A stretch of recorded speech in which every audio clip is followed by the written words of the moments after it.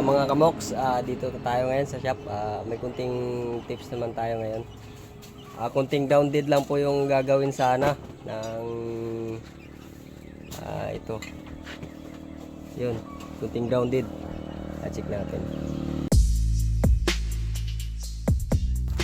Pero ito pala siya.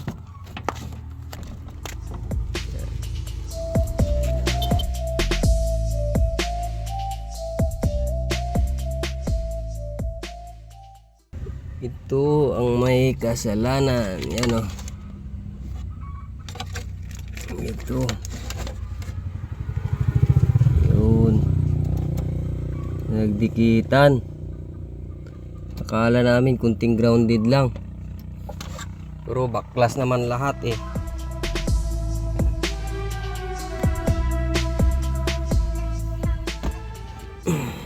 Alright. Kunting tips lang sa kunting grounded.